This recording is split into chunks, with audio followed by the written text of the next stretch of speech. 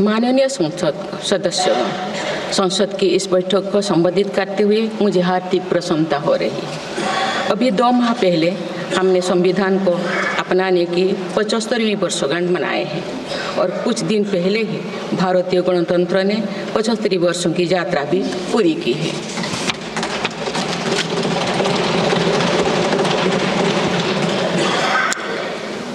ये अवसर लोकतंत्र की जननी के रूप में भारत के गौरव को नई ऊंचाई देगा।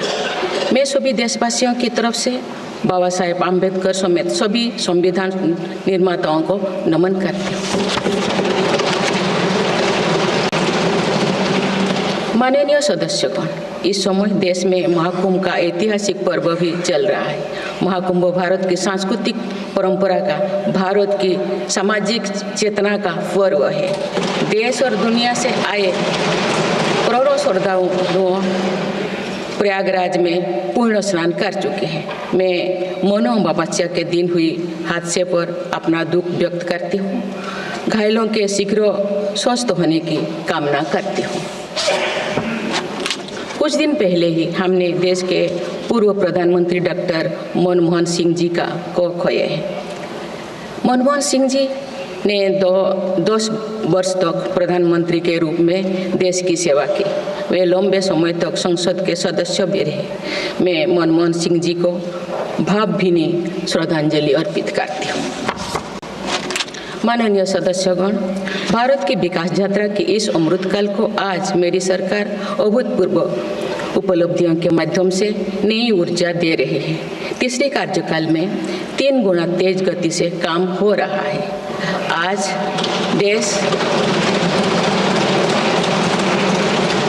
देश बड़े निर्णयों और नीतियों को असाधारण गति से लागू होते देख रहा है और इन निर्णयों में देश की गरीब, मध्यम वर्ग, युवा, महिलाओं, किसानों को सर्वोच्च प्राथमिकता मिली।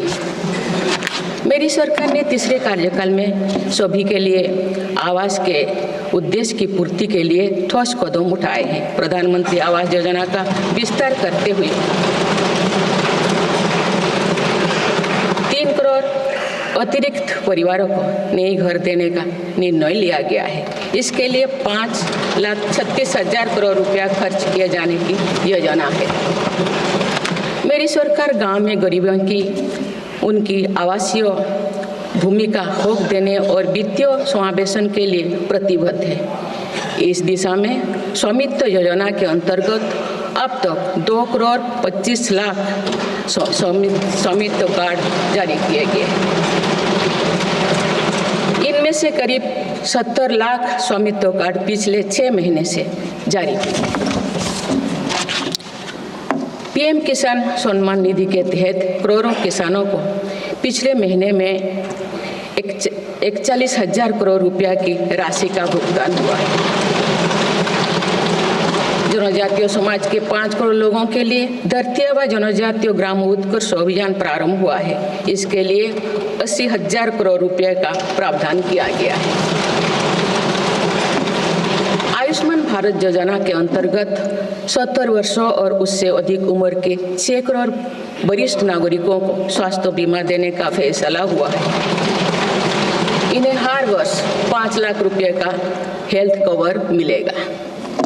छोटे उद्यमियों के लिए मुद्रा ऋण की सीमा 10 लाख रुपये से बढ़कर 20 लाख रुपया कर दी गई। मेरी सरकार ने युवाओं की शिक्षा और उनके लिए रोजगार के नए अवसर तैयार करने पर विशेष फोकस किया है। मेधावी छात्रों को उच्च शिक्षा में वित्तीय सहायता देने के लिए पीएम विद्यालक्ष्मी योजना शुरू की गई। 1 करोड़ युवाओं को शीर्ष 500 कंपनियों में इंटर्नशिप के अवसर भी दिए जाएंगे। पेपर लीक की घटनाओं को रोकने और भर्ती में पारदर्शिता सुनिश्चित करने के लिए नया कानून लागू किया गया है। सहकार से समृद्धि की भावना पर चलते हुए सरकार ने त्रिभुवन सहकारी यूनिवर्सिटी की स्थापना को प्रस्ताव स्वीकृत किया है। सरकार ने प्रधानमंत्री ग्राम सड़क योजना के 4थे चरण में 25,000 बस्तियों को जोड़ने के लिए 70,000 करोड़ रुपया स्वीकृत किए। आज जब हमारा देश अटल जी की जन्म शताब्दी का वर्ष मना रहा है, तो प्रधानमंत्री ग्राम सड़क योजना उनके विजन का पर्याय बनी हुई है। देश में अब 71,000 वंदे भारत, अमृत भारत और नमो भारत ट्रेन चल रही है, जिनमें पिछले 6 माह में ही 17 नए वंदे भारत और एक नमो भारत ट्रेन को जोड़ा गया है। वन नेशन वन इलेक्शन और वक्फ अधिनियम संशोधन जैसे कई महत्वपूर्ण विषय पर भी सरकार ने तेज गति से कदम आगे बढ़ाए हैं। माननीय सदस्यगण, मेरी सरकार के 1 दशक के कार्यकाल ने विकसित भारत की यात्रा को नई ऊर्जा दी है। विकसित भारत के विजन में जन भागीदारी का सामूहिक सामर्थ्य है, देश की आर्थिक उन्नति का रोड मैप है, डिजिटल क्रांति के रूप में टेक्नोलॉजी की ताकत है और आधुनिक इंफ्रास्ट्रक्चर आधार भी है। मेरी सरकार के प्रयास के बल पर भारत दुनिया की तीसरी सबसे बड़ी अर्थव्यवस्था बनने जा रही है। विकसित भारत की उड़ान को हमारे संविधान के आदर्शों का सतत मार्गदर्शन मिलता रहे, इसके लिए सरकार ने सेवा, सुशासन, समृद्धि और स्वाभिमान इन प्रमुख सिद्धांतों को गवर्नेंस के केंद्र में रखा है। सरकार रिफॉर्म, परफॉर्म और ट्रांसफॉर्म के अपने संकल्पों को तेज गति से आगे बढ़ा रही है। मेरी सरकार का मंत्र है सबका साथ, सबका विकास, सबका विश्वास और सबका प्रयास, और इस मंत्रों का एक ही लक्ष्य है विकसित भारत का निर्माण। माननीय सदस्यगण, जब देश के विकास का लाभ अंतिम पायदान पर खड़े व्यक्ति को भी मिलने लगता है तो भी विकास सार्थक होता है। मेरी अंत्योदय की वह भावना है जिसके प्रति मेरी सरकार संकल्पित रही है। गरीब को गरिमापूर्ण जीवन मिलने से उसमें जो सशक्तिकरण का भाव पैदा होता है और गरीबी से लड़ने में उसकी मदद करता है। स्वच्छ भारत अभियान के तहत बने 12 करोड़ शौचालय, प्रधानमंत्री उज्ज्वला योजना के तहत निःशुल्क दिए गए 10 करोड़ गैस कनेक्शन, 80 करोड़ जरूरतमंदों का राशन, सौभाग्य योजना, जल जीवन मिशन जैसे अनेक योजनाओं में गरीब को ये भरोसा दिया गया है कि वे सम्मान के साथ जी सकते हैं। ऐसे ही प्रयासों की वजह से देश के 25 करोड़ लोग गरीबों को परास्त करके आज अपने जीवन में आगे बढ़ रहे हैं। इन्होंने न्यू मिडिल क्लास का एक ऐसा समूह तैयार किया है जो भारत की ग्रोथ को नई ऊर्जा से भर रहा है। माननीय सदस्यगण, भारत जैसे देश की आर्थिक उन्नति मध्यम वर्ग मिडिल क्लास की आकांक्षाओं और उनकी पूर्ति से परिभाषित होती है। मध्यम वर्ग जितने बड़े सपने देखेगा, देश उतने ही ऊंचा उड़ान भरेगा। मेरे सरकार ने मुक्त स्वर से मध्यम वर्ग के योगदान को न केवल स्वीकारा है बल्कि हर मौके पर उसे सराहा भी है। सरकारी कर्मचारी भी मिडिल क्लास के अहम प्रतिनिधि है।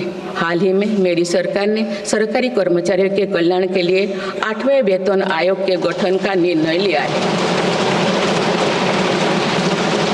ये निर्णय आने वाले वर्षों में सरकारी कर्मचारियों के वेतन में बड़ी वृद्धि का आधार बनेगा। केंद्र सरकार के लाखों कर्मचारियों का यूनिफाइड पेंशन स्कीम के तहत 50% सुनिश्चित पेंशन देने का निर्णय भी लिया गया है, जिसका व्यापक स्वागत हुआ है। मध्यम वर्ग का अपने घर का सपना पूरा करने के लिए भी मेरी सरकार प्रतिबद्ध है। रेरा जैसे कानून बनाकर मध्यम वर्ग के सपने को सुरक्षा दी गई है। घर के लिए लोन पर सब्सिडी दी जा रही है। उड़ान योजना ने लगभग 1.5 करोड़ लोगों का हवाई जहाज में उड़ने का सपना पूरा किया गया है। जन औषधि केंद्रों में 80% रियायती दरों पर मिल रही दवाओं से देशवासियों की 30,000 करोड़ रुपये से ज़्यादा बचे हैं। हर विषय की पढ़ाई के लिए सीटों की संख्या में भी कई गुना बढ़ोतरी का बहुत लाभ मध्यम वर्ग को मिला है। राष्ट्र निर्माण में करदाता के योगदान को मेरी सरकार ने सम्मान देते हुए टैक्स से जुड़े मसलों को आसान किया है। टैक्स विवादों को कम करने के लिए फेसलेस मूल्यांकन की शुरुआत कर पारदर्शिता बढ़ाई गई है। आप देश में 75 वर्ष से अधिक उम्र के वरिष्ठ नागरिकों को जिन्हें सिर्फ पेंशन मिलती है, आयकर रिटर्न दाखिल करने के संबंध में स्वयं निर्णय लेने का अधिकार दिया गया है। माननीय सदस्यगण, मेरी सरकार महिलाओं के नेतृत्व में देश को सशक्त बनाने में यानी ह्यूमन लेड डेवलपमेंट में विश्वास करती है। नारी शक्ति बंधन अधिनियम के द्वारा लोकसभा और विधानसभा में महिलाओं के लिए आरक्षण इस दिशा में एक महत्वपूर्ण कदम है। राष्ट्रीय ग्रामीण आजीविका मिशन के तहत 91 लाख से अधिक स्वयं सहायता समूहों को सशक्त किया जा रहा है। देश की 2 करोड़ से भी अधिक महिलाओं को इसके साथ जोड़ा गया है। इन्हें कुल 9 लाख करोड़ रुपये से अधिक की राशि बैंक लिंकेज के माध्यम से वितरित की जा रही है। मेरी सरकार का लक्ष्य देश में 3 करोड़ लखपति दीदी बनाने का है। आज 1 करोड़ 15 लाख से भी अधिक लखपति दीदी एक गरिमामयी जीवन जी रहे हैं। इनमें से लगभग 50 लाख लखपति दीदी बीते 6 महीने में बनी हैं। ये महिलाएं एक उद्यमी के रूप में अपने परिवार के आय में योगदान दे रहे हैं। इंश्योरेंस फॉर ऑल की भावना के साथ कुछ महीने पूर्व ही बीमा सखी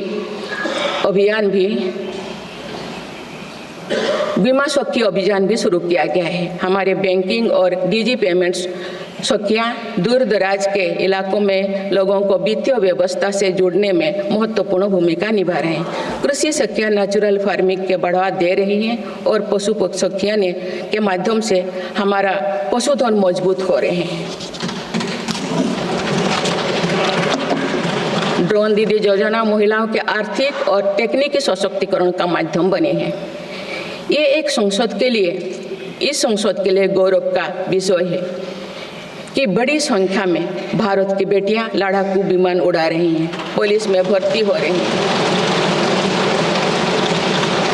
और कॉरपोरेट कंपनियों का नेतृत्व भी कर रहे हैं। मेरी सरकार के निर्णय के बाद बालिकाओं की भर्ती राष्ट्रीय मिलिट्री स्कूलों में प्रारंभ हो गई है। नेशनल डिफेंस एकेडमी में भी महिला कैडेट्स को भर्ती शुरू की गई है। हमारी बेटियां आज ओलंपिक में मेडल लाकर देश को भी गौरवान्वित कर रही हैं। मैं भारत की संसद के माध्यम से देश की नारी शक्ति को विशेष बधाई देती हूँ। माननीय सदस्यगण, पिछले 1 दशक में देश के हर बड़े प्रयास का दायित्व आगे बढ़कर भारत के युवाओं को उठाना पड़ा है। आज हमारा युवा स्टार्टअप स्पोर्ट्स से लेकर स्पेस तक हर फील्ड में देश का नाम रोशन कर रहे हैं। माय भारत पोर्टल के जरिए लाखों युवा राष्ट्र निर्माण के कार्य से जुड़ रहे हैं। पिछले 1 दशक में मेक इन इंडिया, आत्मनिर्भर Bharat, startup India, stand up India और डिजिटल इंडिया जैसी पहल ने युवाओं को रोजगार के अनेक अवसर प्रदान किए हैं। पिछले 2 वर्षों में सरकार ने रिकॉर्ड संख्या में 2 लाख स्थायी सरकारी नौकरियां प्रदान की गई। मेरी सरकार ने युवाओं के बेहतर कौशल और नई अवसरों के सृजन के लिए 2 लाख करोड़ रुपया का पैकेज स्वीकृत किया है। 1 करोड़ युवाओं के लिए इंटर्नशिप की व्यवस्था से युवाओं को ग्राउंड पर काम करने का अनुभव प्राप्त होगा। आज देश में 1.5 लाख से अधिक स्टार्टअप है जो इनोवेशन के स्तंभ के रूप में उभर रहे हैं। 1000 करोड़ रुपया की लागत से स्पेस सेक्टर में वेंचर कैपिटल फंड की शुरुआत की गई है। US world future skill index 2025 में भारत विश्व में दूसरे नंबर पर पहुंच गया है। यानी फ्यूचर ऑफ वर्क श्रेणी में एआई और डिजिटल टेक्नोलॉजी अपनाने में भारत दुनिया को रास्ता दिखा रहा है।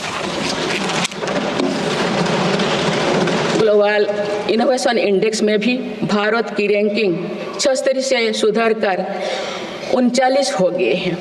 माननीय सदस्यगण, मेरी सरकार राष्ट्रीय शिक्षा नीति के माध्यम से विद्यार्थियों के लिए आधुनिक शिक्षा व्यवस्था तैयार कर रही है।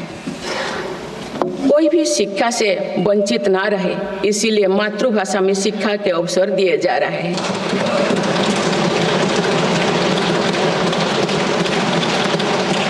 विभिन्न भर्ती परीक्षाएं 13 भारतीय भाषाएं में आयोजित कर भाषा संबंधी बाधाओं को भी दूर किया गया है।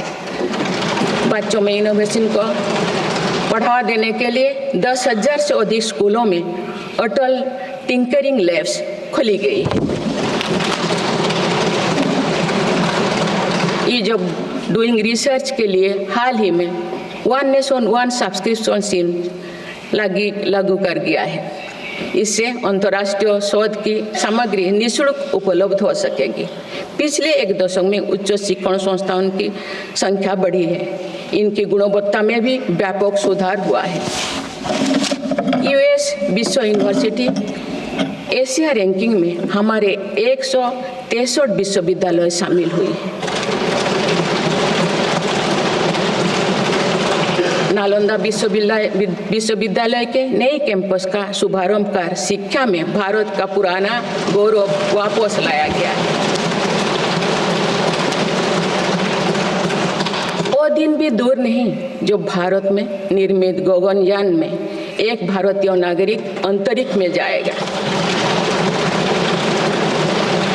कुछ दिन पहले स्पेस डॉकिंग में सफलता ने भारत के अपने स्पेस स्टेशन का मार्ग और आसान कर दिया गया।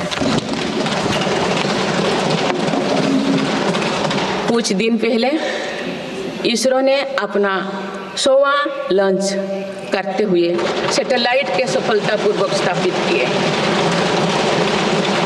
मैं इस उपलब्धि के लिए भी इसरो को और सभी देशवासियों को बधाई देती हूँ। माननीय सदस्यगण, मेरी सरकार ने देश में विश्व स्तरीय स्पोर्ट्स वातावरण बनाने की दिशा में खेलो India scheme, target Olympic podium scheme यानी स्टॉप्स राष्ट्रीय स्पोर्ट्स यूनिवर्सिटी स्थापित करके देश को आगे कदम बढ़ाया है। दिव्यांग के लिए ग्वालियर में विशेष खेल केंद्र खोला गया है। भारत की टीमों में चाहे ओलंपिक हो या फिर पैरालंपिक, हर जगह बेहतरीन प्रदर्शन किया गया है। हाल ही में विश्व शतरंज चैंपियनशिप में भी भारत ने अपना परचम लहराया है। फिट इंडिया मूवमेंट चलाकर हम सशक्त युवा शक्ति का निर्माण कर रहे हैं।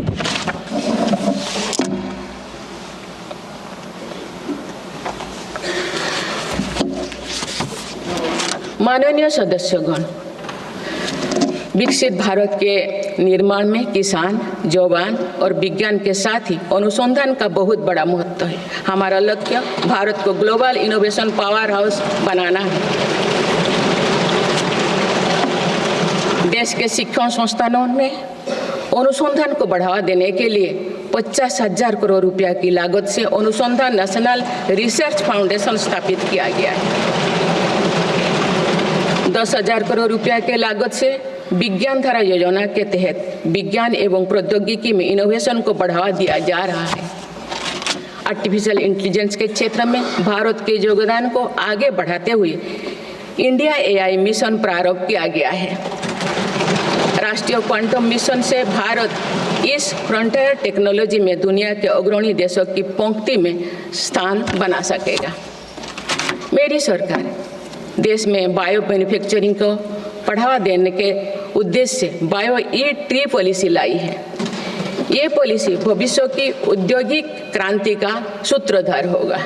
बायो इकोनॉमी का उद्देश्य प्राकृतिक संसाधनों का कुशल उपयोग करना है, जिससे पर्यावरण को संरक्षित करते हुए रोजगार के नए अवसर पैदा होगा। माननीय सदस्यगण, मेरी सरकार ने अर्थव्यवस्था को पॉलिसी पैरालिसिस जैसे परिस्थितियों से उबरने के लिए मजबूत इच्छा शक्ति के साथ काम किया है। कोविड और उसके बाद के हालात एवं युद्ध जैसी वैश्विक चिंताओं के बावजूद भारतीय अर्थव्यवस्था ने जो स्थायित्व एवं रेजिलियंस दिखाया है वो उसके सशक्त होने का प्रमाण है। मेरी सरकार ने ईज ऑफ डूइंग बिजनेस को बढ़ावा देने के लिए कई महत्वपूर्ण कदम उठाए हैं। वन नेशन वन टैक्स की भावना के तहत जीएसटी को व्यवस्था लागू की गई है, जिसका फायदा सभी राज्यों को मिल रहा है। मेक इन इंडिया जैसी नीतियों के कारण आप बड़े ग्लोबल ब्रांड को प्रोडक्ट पर भी मेड इन इंडिया के लेवल्स देखने लगे हैं। माननीय सदस्यगण, भारत के छोटे व्यापारी गांव से लेकर शहरों तक हर जगह आर्थिक प्रगति को गति देते हैं। मेरी सरकार छोटे उद्यमियों को अर्थव्यवस्था की रीढ़ मानते हुए उन्हें स्वरोजगार के नए अवसर दे रही है। एमएसएमई के लिए क्रेडिट गारंटी स्कीम और ई कॉमर्स एक्सपोर्ट हब्स सभी प्रकार के उद्योगों को बढ़ावा दे रही है। तीसरी कार्यकाल में मेरी सरकार द्वारा मुद्रा ऋण की सीमा को 10 लाख रुपये से बढ़ाकर 20 लाख रुपया करने का लाभ करोड़ों छोटे उद्यमियों को हुआ। मेरी सरकार ने क्रेडिट एक्सेस को आसान बनाया है। इससे वित्तीय सेवाओं की लोकतांत्रिक बनाया जा सका है। आज लोन, क्रेडिट कार्ड, बीमा जैसे प्रोडक्ट सबके लिए आसानी से सुलभ हो रही है। दशकों तो हमारे देश के रेहड़ी फैक्ट्री पर दुकान लगाकर आजीविका चलाने वाले भाई बहन बैंकिंग व्यवस्था से बाहर रहे। आज उन्हें पीएम स्वनिधि योजना का लाभ मिल रहा है। डिजिटल ट्रांजैक्शन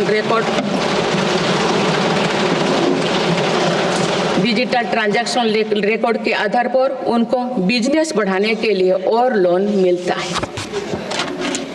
ओएनडीसी की व्यवस्था ने डिजिटल कॉमर्स यानी ऑनलाइन शॉपिंग की व्यवस्था को समावेशी बनाया है।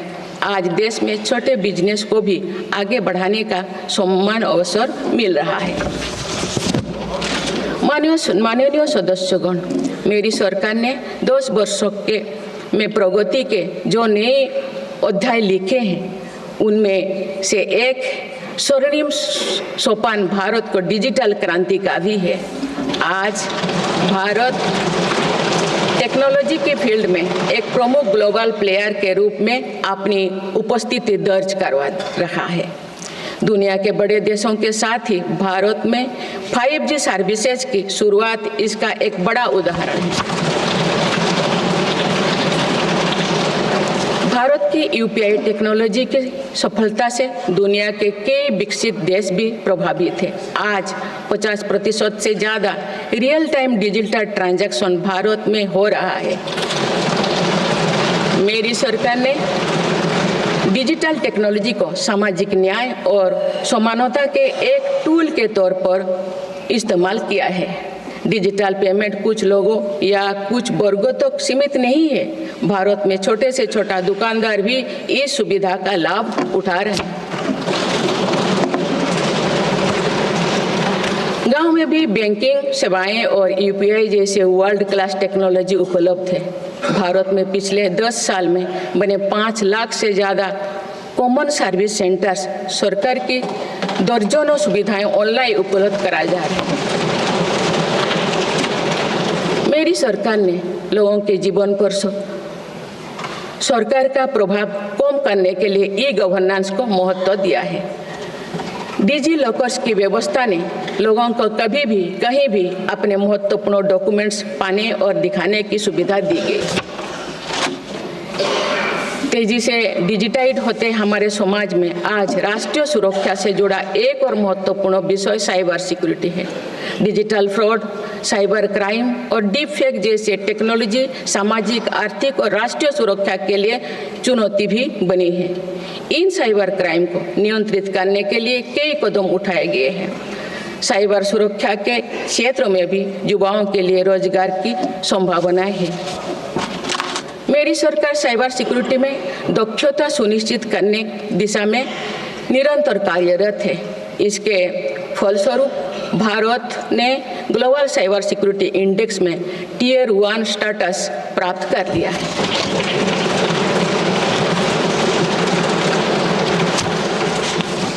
माननीय सदस्यगण, किसी भी देश का आधुनिक इंफ्रास्ट्रक्चर ने केवल उसके नागरिकों को एक बेहतर जीवन एवं देश को नई पहचान देता है, बल्कि देश को एक नया आत्मविश्वास भी देता है। बीते दशक में भारत ने वर्ल्ड क्लास इंफ्रास्ट्रक्चर निर्माण के कई माइलस्टोन तय किए हैं। इस आधुनिक इंफ्रास्ट्रक्चर से दुनिया में भारत की छवि मजबूत हुई है। इन्वेस्टर्स का भारत के प्रति भरोसा बढ़ा है, उपयोग को बल मिला है और नए रोजगार का निर्माण हो रहा है। मेरी सरकार देश के हर हिस्से को हाईवे, एक्सप्रेसवे से कनेक्ट करने के लिए मिशन मोड में काम कर रही है। पीएम गति शक्ति नेशनल मास्टर प्लान के द्वारा परियोजना पर पूरा करने की गति तेज हुई है। 2 साल पहले बुनियादी ढांचे का बजट लगभग 2 लाख करोड़ रुपया था, जो पिछले बजट में बढ़कर 11 लाख करोड़ रुपया से अधिक हो गया।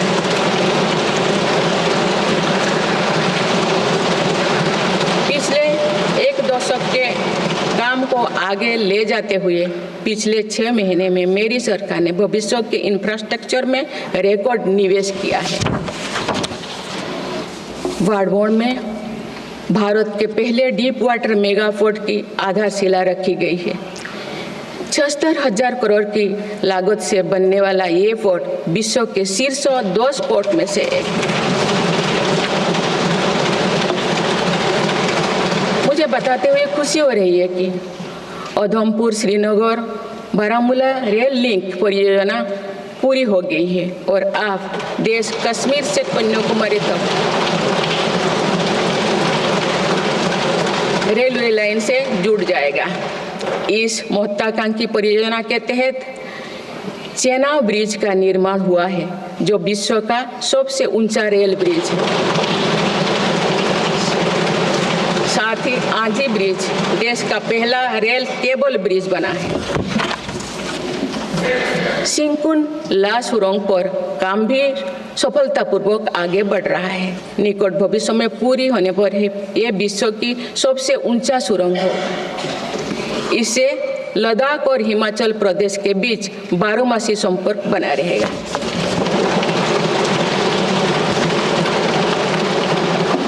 भारत का एविएशन सेक्टर तेजी से विकास कर रहा है। देश की एयरलाइन कंपनियों ने 1700 से अधिक नए विमानों के ऑर्डर दिए हैं। इतनी बड़ी संख्या में आने वाले विमानों के परिचालन के लिए हम एयरपोर्ट्स का विस्तार कर रहे हैं। पिछले एक दशक में देश के एयरपोर्ट्स की संख्या 2 गुनी हो गई।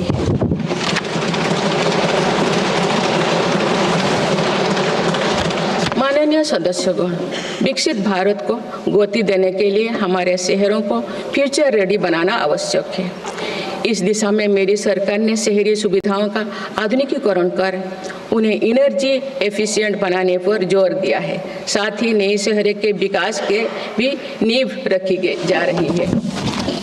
मेरी सरकार ने लगभग 28,000 करोड़ रुपया के निवेश से देश भर में 12 इंडस्ट्रियल नोड और शहरों के पास 100 औद्योगिक पार्क बनाने का भी निर्णय लिया है।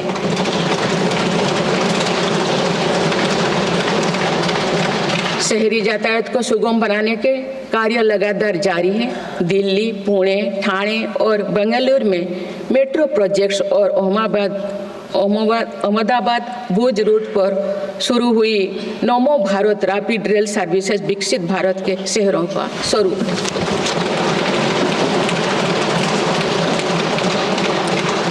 कुछ सप्ताह पूर्व ही दिल्ली में रिठारा नरेला कुंडली कॉरिडोर का काम शुरू हुआ है, जो दिल्ली मेट्रो नेटवर्क के बड़े सेक्शन में से एक होगा। मेरी सरकार के निरंतर प्रयास से दिल्ली में मेट्रो टूर लगातार बढ़ रहा है।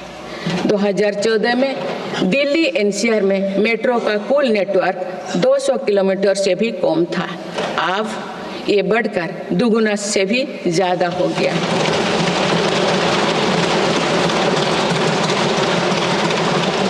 आज मुझे ये बताते हुए बेहद प्रसन्नता हो रही है कि भारत का मेट्रो नेटवर्क अब 1000 किलोमीटर के माइलस्टोन को पार कर चुका है। भारत अब मेट्रो नेटवर्क के मामले में दुनिया का तीसरा सबसे बड़ा देश बन गया। लगभग 8,000 करोड़ रुपया के खर्च से देश में 52,000 इलेक्ट्रिक बस चलाने का भी निर्णय हुआ है। इससे शहरी इलाका में सुगम और स्वच्छ यातायात की सुविधा मिलेगी और अनेक लोगों को रोजगार भी मिलेगा।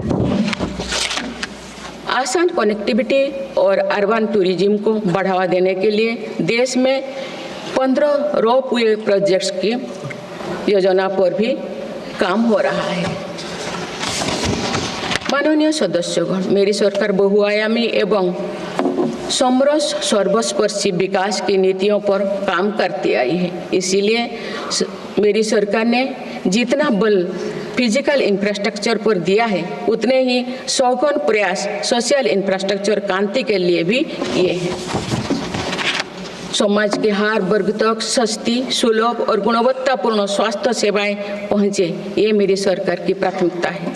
अस्पताल, इलाज और सेवा की व्यवस्था के कारण एक सामान्य परिवार में स्वास्थ्य पर होने वाला खर्च निरंतर कम हो रहा है। देश में नागरिकों तक बेहतर स्वास्थ्य सेवाएं पहुंचाने के लिए 1,75,000 आयुष्मान आरोग्य मंदिर बने हैं।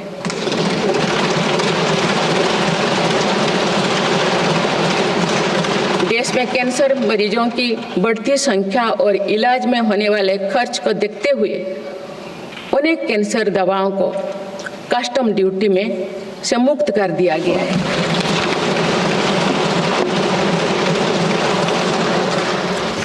सर्वाइकल कैंसर के लिए अब तक लगभग 9 करोड़ महिलाओं की स्क्रीनिंग की जा चुकी है।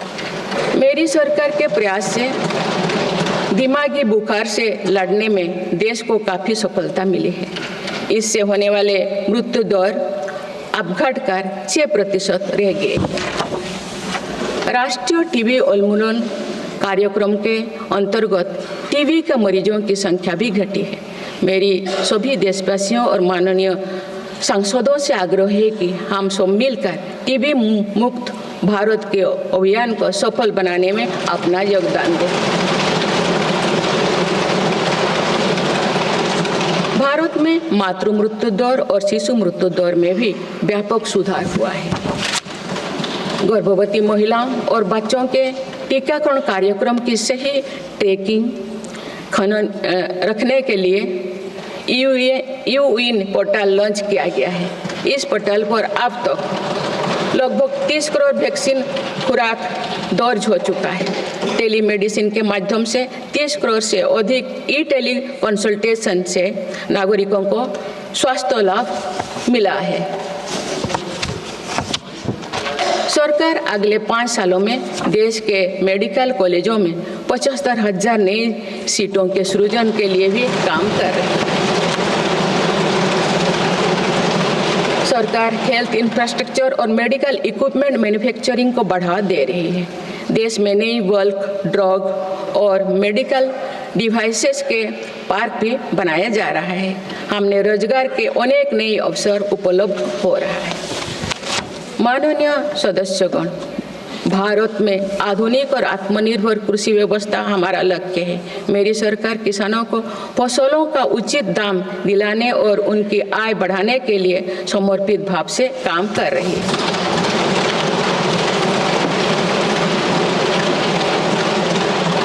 वर्ष 2023-24 में रिकॉर्ड 332 मिलियन टन अनाज उत्पादन हुआ है और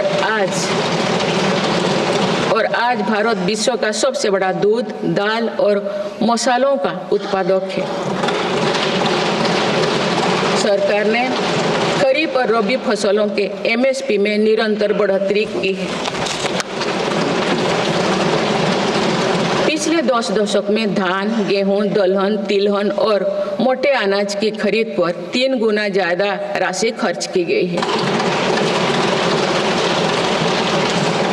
पिछले 6 महीने में फसलों की जलवायु अनुकूल, बायो फोर्टिफाइड और अच्छी उपज देने वाले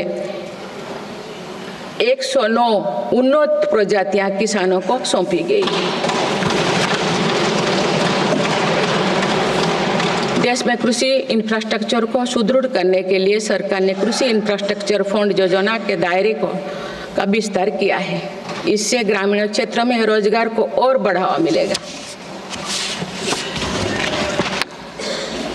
देश में तिलहन उत्पादन को बढ़ावा देने और खाद्य तेलों में आत्मनिर्भरता प्राप्त करने के उद्देश्य से national mission on oil seeds को स्वीकृति दी गई है। प्राकृतिक खेती को बढ़ावा देने के लिए भी राष्ट्रीय मिशन चलाया जा रहा है। इस वर्ष की शुरुआत में ही किसानों को सस्ती दरों में DAP की उपलब्धता सुनिश्चित करने के लिए विशेष पैकेज की अवधि की बढ़ाया गया है। मत्स्य पालन को बढ़ावा देने के लिए 11 एकीकृत एक्वा पार्क की स्थापना की गई है। माननीय सदस्यगण, कुछ सप्ताह पूर्व ही भारत मौसम विज्ञान विभाग के 150 साल पूरी हुई है। वेदर रेडी और क्लाइमेट स्मार्ट भारत के लिए मेरी सरकार ने 2000 करोड़ रुपए की लागत से मिशन मौसम प्रारंभ किया है, जिसका लाभ हमारे किसानों को भी मिलेगा। बाबा साहेब अम्बेडकर के विजन पर चलते हुए देश के सूखाग्रस्त इलाकों में सिंचाई और पीने के पानी उपलब्ध कराने के लिए मेरी सरकार ने 2 ऐतिहासिक रिवर इंटरलिंकिंग परियोजनाओं पर काम आगे बढ़ाया है। 40,000 करोड़ रुपये से अधिक लागत की किन बेतवा लिंक परियोजना में मध्य प्रदेश और उत्तर प्रदेश के लाखों ग्रामीण भाई बहन का लाभ मिलेगा। संशोधित पार्वती कालीमेघी चंबल लिंक परियोजना में राजस्थान और मध्य प्रदेश में सिंचाई और पीने के पानी की आवश्यकता की पूर्ति। पोलावरम सिंचाई परियोजना को पूरा करने के लिए 12,000 करोड़ रुपया की अतिरिक्त राशि भी स्वीकृत की गई है। माननीय सदस्यगण, हमारे 8 लाख सहकारी संस्थाएं एवं उनके 19 करोड़ हितधारक सदस्य ग्रामीण भारत के करीब 90% क्षेत्र का प्रतिनिधित्व करते हैं। बीते वर्षों में शहरी क्षेत्रों में भी सहकारी संस्थाओं का विस्तार हुआ है। सहकारी सेक्टर के आर्थिक सशक्तिकरण के लिए उठाए गए विभिन्न कदमों के फलस्वरूप रोजगार के अनेक अवसर सृजित हो गए हैं। वर्ष 2025 को अंतर्राष्ट्रीय सहकारिता वर्ष के रूप में मनाया जा रहा है, जिसमें भारत अपना महत्वपूर्ण योगदान देगा।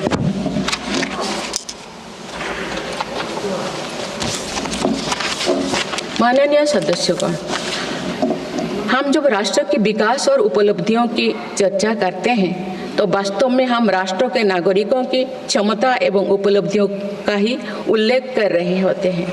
आज देश के विकास में सबका साथ है, इसीलिए हम देश के सही सामर्थ्यों का अनुभव कर पा रहे हैं।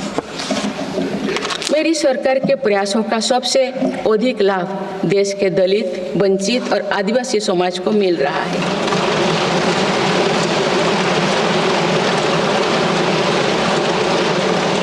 आज़ादी के दशकों बाद भी हमारे जिस जनजातीय एवं आदिवासी समाज की उपेक्षा होती रही, मेरी सरकार ने उसके कल्याण को पहली प्राथमिकता दी है।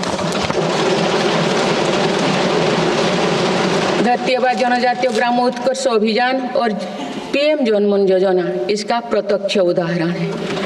देश भर में स्थापित 470 से अधिक एकलव्य मॉडल आवासीय विद्यालय के माध्यम से लगभग 1.25 लाख आदिवासी बच्चों को स्कूली शिक्षा दी जा रही है।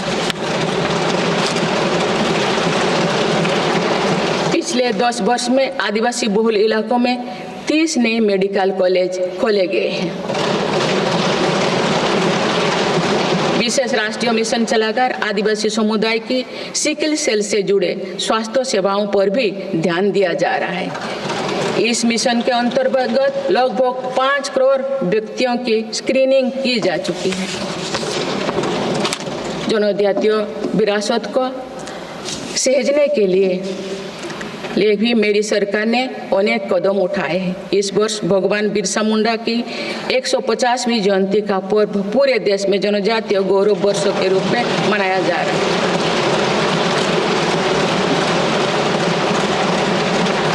माननीय सदस्यगण, विकसित भारत की एक महत्वपूर्ण कसौटी देश का संतुलित विकास है।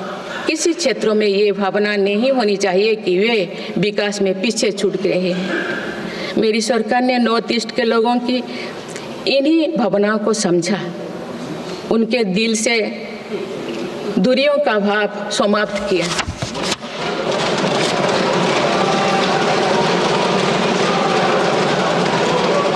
दस से अधिक शांति समझौते को कर सरकार ने अनेक गुटों को शांति के मार्ग से जोड़ने का काम किया है।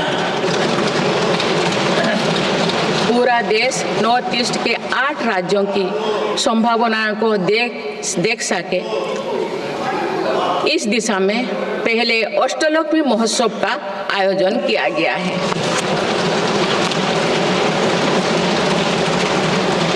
पूर्वोत्तर के विकास के साथ साथ सरकार ने देश के पूर्वोत्तर यानी पूर्वी राज्यों के सर्वांगीण विकास की कार्य योजना पर काम शुरू कर दिया गया है, जिससे रोजगार के नए अवसर भी उपलब्ध होगी। अंडमान निकोबार एवं लक्षद्वीप में विकास की कई परियोजनाएं प्रारंभ कर उन्हें राष्ट्र की विकास यात्रा में महत्वपूर्ण स्थान दिया गया है। अनुच्छेद 370 हटाने के बाद जम्मू कश्मीर में विकास का एक नया वातावरण बना है।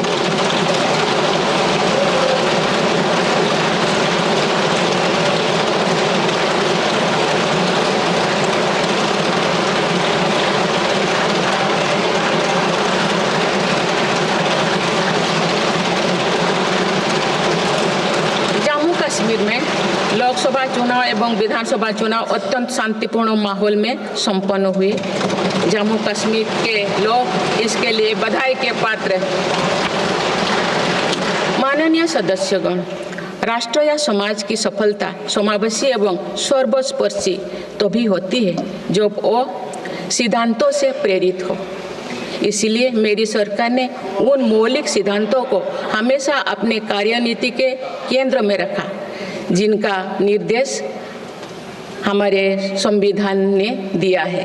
संविधान के आलोक में मेरी सरकार की प्रमुख सैद्धांतिक प्रेरणा है सेवा।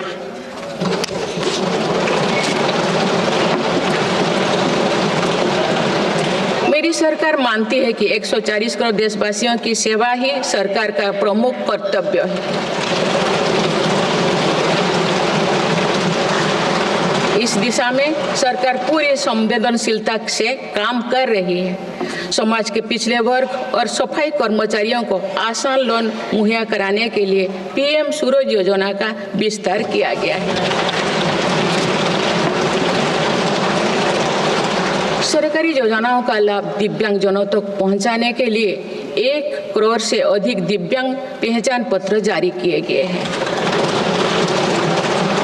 स्वच्छता सैनिकों के लिए चलाई जा रही नमस्ते योजना का विस्तार कर अब स्वच्छता का बीड़ा उठाने वाले भाई बहनों को भी इसमें शामिल किया गया है। विकसित भारत की यात्रा में कोई भी छूटने ना पाए, इस ध्येय के अनुरूप मेरी सरकार सैचुरेशन अप्रोच के साथ काम कर रही है। माननीय सदस्यगण, बीता दशक भारत की सांस्कृतिक चेतना के पुनः जागरण का दशक रहा है।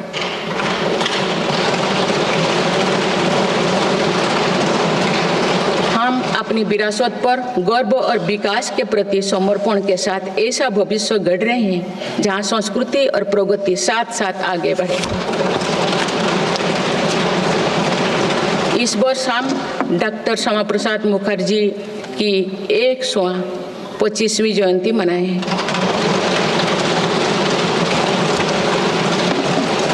उन्होंने कहा था कि सच्चा राष्ट्रवाद केवल भारत की भौतिक एकता नहीं बल्कि उनकी सांस्कृतिक एकता को मजबूत करने में है। इसी कड़ी में भगवान महावीर का 2550वें निर्माण महोत्सव श्रद्धापूर्वक मनाया गया है। देश ने उत्साह से संत मीराबाई की 525वीं जयंती भी मनाई। महाकवि संत तरुवल्लभ की स्मृति में कई देशों में सांस्कृतिक केंद्र स्थापित किए जा रहे हैं। मेरी सरकार काशी तमिल संगमम, काशी तेलुगु संगमम, सौराष्ट्र तमिल संगमम जैसे सांस्कृतिक आयोजन करके देश की एकता को बढ़ावा दे रहे हैं।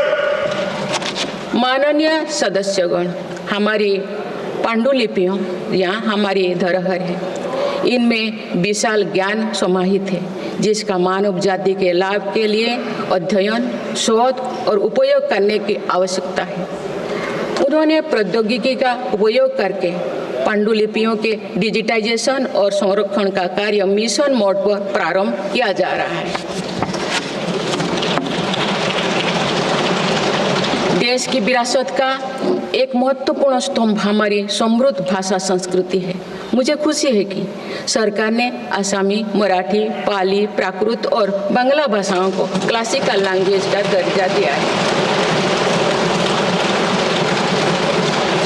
भारत की सभी भाषाओं में सरलता से संवाद के लिए AI की सहायता से भाषिणी प्लेटफॉर्म का देशवासी व्यापक उपयोग कर रहे हैं।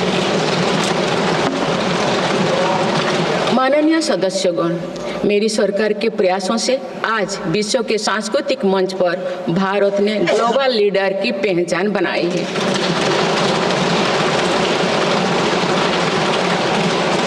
सभी एशियाई बौद्ध देशों को आपस में जोड़ने के लिए मेरी सरकार ने पहली एशियाई बुद्धिस्ट कॉन्फ्रेंस का आयोजन किया।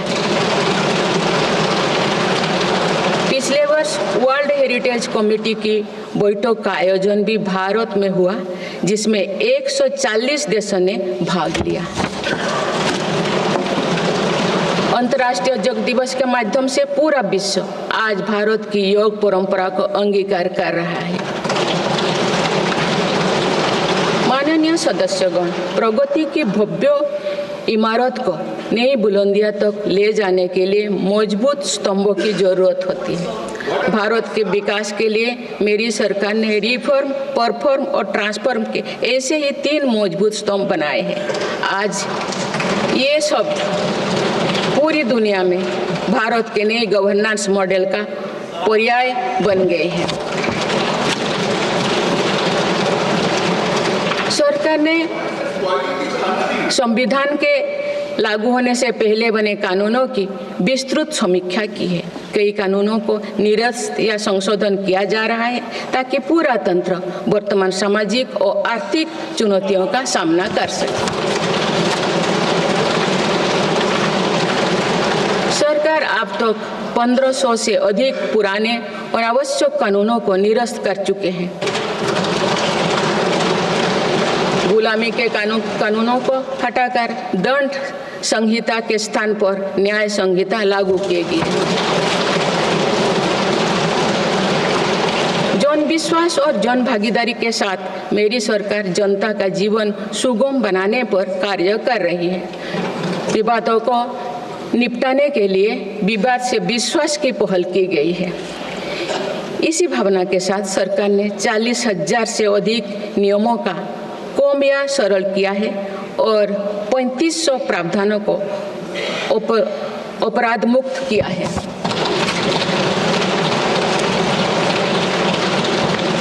मेरी सरकार ने देश के अत्यंत पिछड़े इलाकों में आकांक्षी जिला कार्यक्रम प्रारंभ कर सुशासन का एक अनूठा प्रयोग किया है। इस कार्यक्रम से इन जिलों में स्वास्थ्य, पोषण, कृषि, सामाजिक विकास और शिक्षा जैसे विभिन्न मापदंडों में उल्लेखनीय प्रगति हुई। यूएनडीपी की एक रिपोर्ट में इस पहल की बहुत सराहना की गई है। इस सफलता से प्रेरित होकर अब देश के 500 आकांक्षा ब्लॉक में भी समग्र विकास हेतु अभियान प्रारंभ किया गया है। सुशासन पर ध्यान केंद्रित करते हुए आई गोट कर्मयोगी डिजिटल प्लेटफॉर्म बनाया गया है, जिससे सरकारी कर्मियों को अपनी दक्षता बढ़ाकर कर्मयोगी बनाने का प्रोत्साहन मिल रहा है। इस प्लेटफॉर्म पर 1700 पाठ्यक्रमों उपलब्ध है और अब तो 2 करोड़ से अधिक प्रशिक्षण पूर्ण किए गए हैं। माननीय सदस्यगण, इस वर्ष देश सरदार वल्लभ भाई पटेल की 150वीं जयंती मना रहे हैं। उनकी प्रेरणा से मेरी सरकार राष्ट्र प्रथम की भावना को लेकर आगे बढ़ रही है। देश की सीमाओं की रक्षा और आंतरिक सुरक्षा सुनिश्चित करने के लिए सरकार ने ऐतिहासिक कार्य किए हैं। विशेषकर रक्षा क्षेत्र में आत्मनिर्भरता में हमें बहुत उत्साहजनक परिणाम मिले हैं। हम मेक इन इंडिया से मेक फॉर द वर्ल्ड की ओर बढ़े हैं। इससे देश में रोजगार के नए अवसर भी बन रहे हैं। कुछ दिन पहले एक ऐतिहासिक पल में देश में बने 2 युद्धपोतों और 1 पनडुब्बी को भारतीय नौसेना में कमीशन किया गया है। देश में डिफेंस इंडस्ट्रियल कॉरिडोर की स्थापना और डिफेंस स्टार्टअप्स को प्रोत्साहन देकर हम आत्मनिर्भरता का और स्वरोजगार को मजबूती दे रहे हैं। सीमाओं की रक्षा के साथ साथ देश के सीमावर्ती क्षेत्र का विकास भी हमारी रणनीति का अहम हिस्सा है। सीमा क्षेत्र की सड़कें और अटल टनल, सेला टनल, सोनमर्ग टनल जैसे आधुनिक इंफ्रास्ट्रक्चर से रक्षा और पर्यटन का बढ़ावा मिला है। सीमा पर स्थित देश के प्रथम गांव में वाइब्रेंट विलेज कार्यक्रम प्रारंभ किया गया है। वामपंथी उग्रवाद को समाप्त करने के लिए के अंतिम चरण की भी शुरुआत हो चुकी है। सरकार के प्रयासों से वामपंथी उग्रवाद प्रभावित जिलों की संख्या 126 से घटकर अब 38 तक आ गई है। माननीय सदस्यगण, वैश्विक अस्थिरता के वातावरण में भारत आर्थिक, सामाजिक और राजनीतिक स्थिरता का स्तंभ बनकर विश्व के सामने आदर्श प्रस्तुत कर रहा है। चाहे G7 समिट हो या क्वाड, ब्रिक्स, एससीओ हो या G20, भारत के सामर्थ्य, नीति और नियत पर पूरे विश्व ने भरोसा जताया है।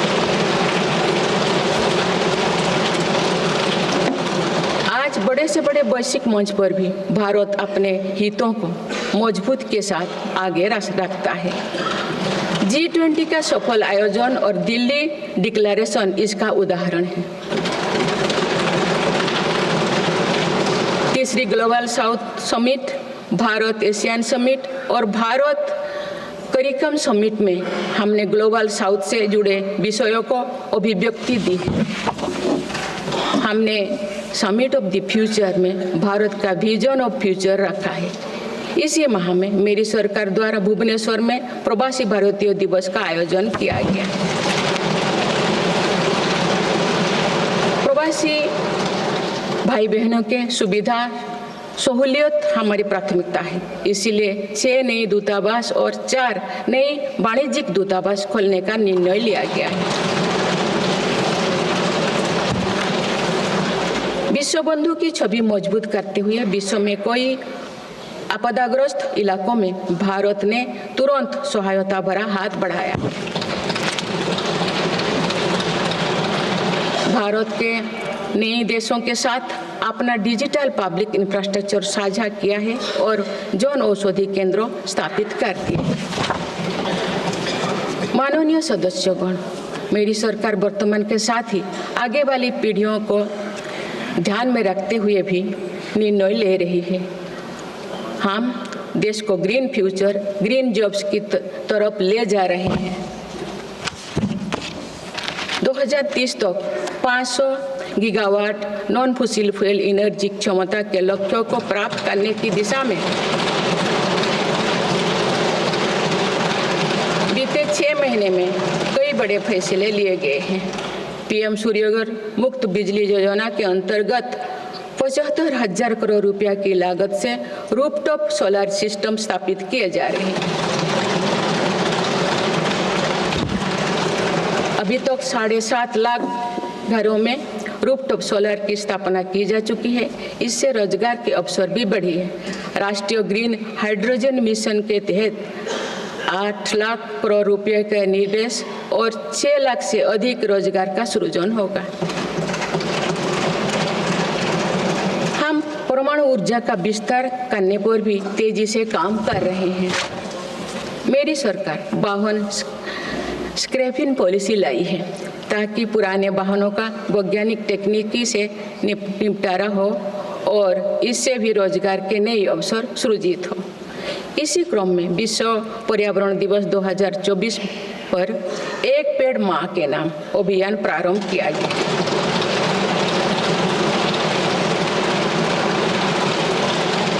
इस पहल में करोड़ों देशवासियों ने बढ़ चढ़कर हिस्सा लिया है। इस अभियान की पूरी विश्व में सराहना की गई है। माननीय सदस्यगण, हमारे भारत 140 करोड़ आबादी वाला देश है। हमारे यहाँ भिन्न भिन्न राज्य, भिन्न भिन्न क्षेत्र, भिन्न भिन्न भाषाएं हैं, परंतु एक राष्ट्र के रूप में हमारी एक ही पहचान है, वो है भारत।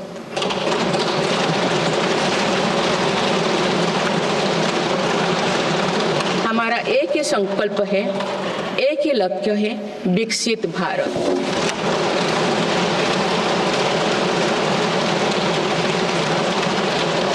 आने वाले वर्षों में देश को विकसित राष्ट्र बनाने के लिए हम सभी दृढ़ संकल्पित लें। इस संकल्प में देश के शहीदों की प्रेरणाएं हैं, पूज्य बापू के मानवीय आदर्श है और सरदार पटेल जी जैसे माँ भारती की संतानों द्वारा हमें दिलाई गई एकता की शपथ है। हमें इन प्रेरणाओं को आगे रखते हुए एकता के इस सामर्थ्य से विकसित भारत के संकल्प को पूर्ण करना है। आइए हम एक बार फिर एकता के संकल्प को दोहराएं और भारत के सपनों को पूरा करने के लिए कटिबद्ध हो। जब हम साथ मिलकर बढ़ेंगे तो हमारी भावी पीढ़ियां 2047 में अवश्य विकसित, सशक्त, समर्थ और समृद्ध भारत देखेंगी।